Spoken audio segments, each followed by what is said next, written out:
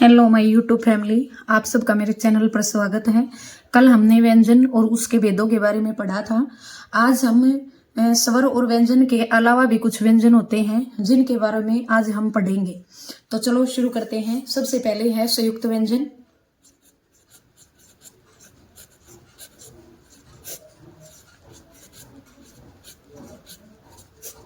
संयुक्त व्यंजन क्या होते हैं हमें ये पता होना चाहिए। जब दो या दो से अधिक व्यंजन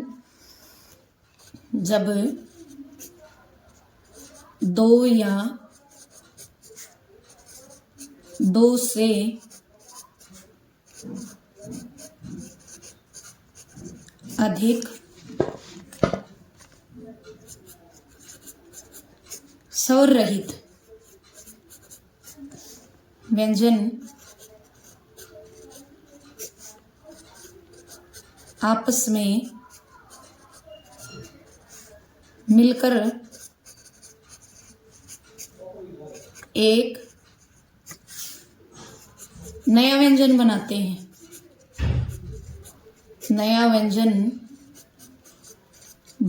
हैं।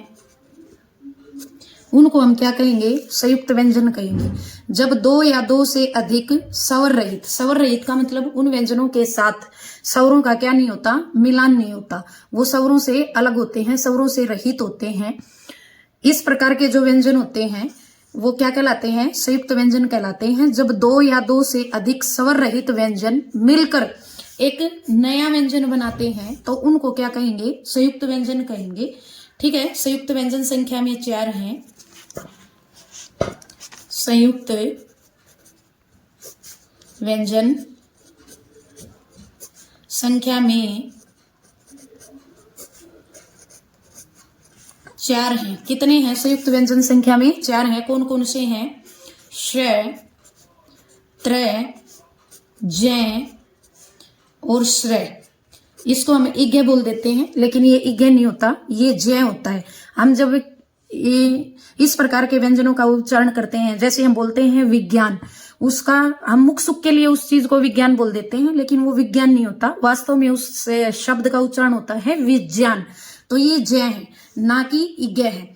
ठीक है। तो ये हमारे 4 क्या हैं? ये 4 हमारे संयुक्त व्यंजन हैं। ये किन किन से मिलके बने हैं? चलो देखते हैं। श जो है वो क हलंत प्लस श प्लस ऐसे मिलके बने होते हैं। देखो ये दोनों जो है स्वर रहित व्यंजन है।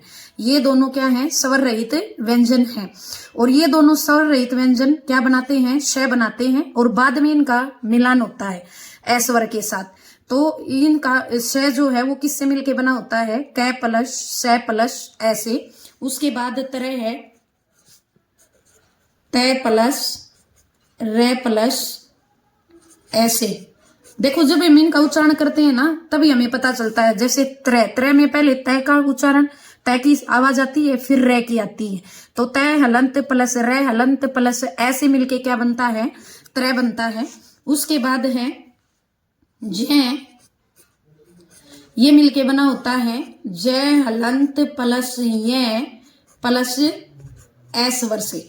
ठीक है। उसके बाद है श्र, ये श हलंत प्लस र हलंत प्लस ऐसे मिलके क्या होता है? बना होता है।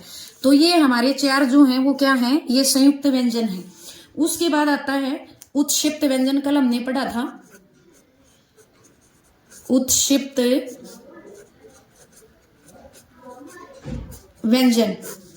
सबसे पहले हमें ये पता होना चाहिए कि उत्क्षिप्त व्यंजन क्या होते हैं। जिन व्यंजनों के उच्चारण में हमारा जीभ का जो अगला भाग होता है वो तालु केस से जाकर मिलता है और फिर झटके से जो है वो उसको स्पर्श करके वहां से हट जाता है। तो उसको हम क्या कहेंगे? उत्क्षिप्त व्यंजन कहेंगे। कौन से होते हैं उत्क्षिप्त व्यंजन? मतलब किन्हें कहते हैं उत्क्षिप्त व्यंजन? जिन व्यंजनों के उच्चारण में या जिन व्यंजनों को बोलने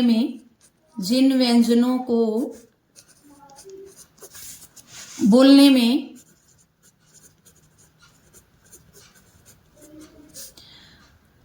हमारी जीभ का अग्र का मतलब होता है, मैंने बताया अभी अगला भाग किससे मिलता है? तालु, तालु से जाकर, ठीक है, तालु से स्पर्श करता है और फिर एकदम से मतलब झट से हट जाता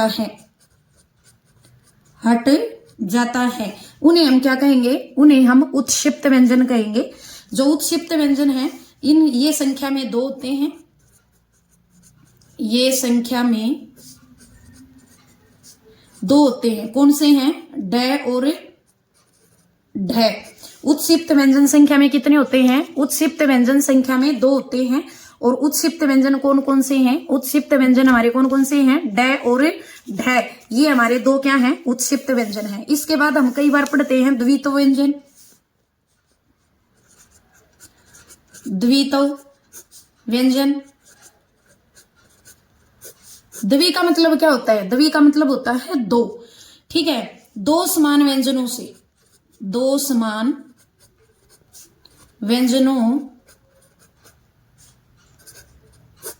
व्यंजनों का साथ साथ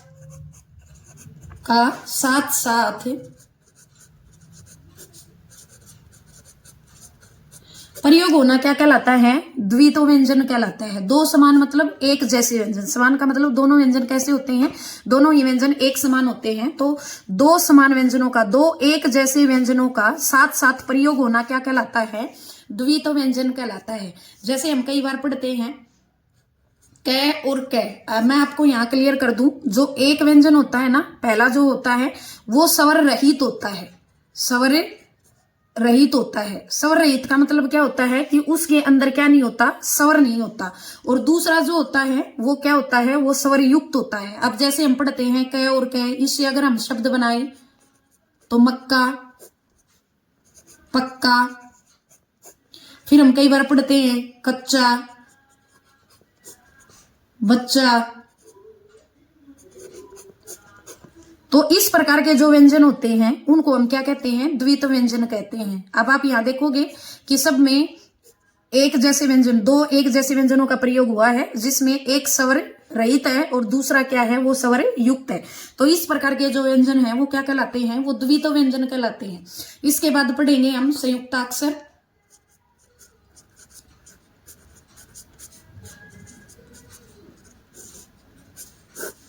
एक चीज मैं आपकी यहाँ पे क्लियर कर दूं, जो संयुक्त व्यंजन होते हैं हमारे और जो संयुक्त अक्षर होते हैं वो दोनों ही चीजें क्या होती हैं? अलग अलग होती हैं। जो संयुक्त व्यंजन होते हैं और संयुक्त अक्षर होते हैं वो दोनों चीजें अलग अलग हैं। कैसे अलग अलग हैं? क्योंकि जब 2 अलग अलग व्यंजन मिलते हैं, जब व्यंजनों का मेल होता है, जब 2 अलग अलग व्यंजनों का क्या होता है? मेल होता है, तब वह क्या कहलाता है? संयुक्ताक्षर कहलाता है। मैं आपको एक बात यहाँ क्लियर कर दूं कि संयुक्त व्यंजन जो हमने थोड़ी देर पहले पढ़ा था, संयुक्त व्यंजन और संयुक्ताक्षर दोनों अलग अलग चीजें हैं। क्या है? संयुक्ताक्षर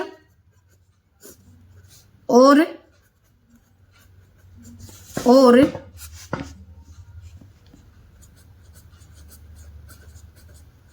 संयुक्त व्यंजन दोनों क्या है? दोनों अलग अलग चीजें हैं। कैसे हैं अलग अलग?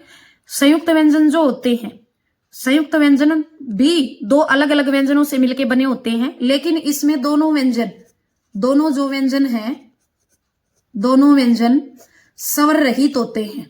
स्वर रहित होते हैं, उनके साथ क्या नहीं होता? स्वरों का मेल नहीं होता। जबकि जो संयुक्ताक्षर होते हैं, ठीक है, वो भी 2 अलग अलग स्वरों से, 2 अलग अलग जो है व्यंजनों से ही, वर्णों से ही मिलकर, व्यंजनों से ही मिलकर बनते हैं। लेकिन उनमें जो पहला होता है वो स्वर रहित होता है और दूसरा जो होता है वो स्वर युक्त होता है। देखिए जैसे मैं और है, ठीक है, इसमें मैं क्या है? वो स्वर रहित है और है क्या है? स्वर युक्त है। स्वर युक्त का मतलब इस है के साथ ए स्वर का क्या है? मिलान है। इस है के साथ क्या है? ए स्वर का मिलान है। तो यही अंतर है संयुक्त व्यंजन और संयुक्ताक्षर। तो संयुक्ताक्षर क्या होते हैं? जब 2 अलग अलग व्यंजनों का मेल होता है तब वह संयुक्ताक्षर कहलाता है। जैसे कई बार आता है कि संयुक्ताक्षरों से निम्नलिखित शब्द बनाइए, जैसे ये दे दिया तो इससे हम बना देंगे कुम्हार, जैसे ये आ गया, इससे संयुक्ताक्षर से शब्द बनाइए तो हम बनाएंगे क्यारी। ठीक है, ये आ गया जैसे मैं और न, ये मैं क्या है, ये स्वर रहित है, न क्या है, ये स्वर युक्त है, तो इससे शब्द बनेगा निमन। तो इस प्रकार के जो वर्ण होते हैं वो क्या कहलाते हैं, संयुक्ता अक्षर कहलाते हैं। उसके बाद हमारा लास्ट है नासिक्य व्यंजन।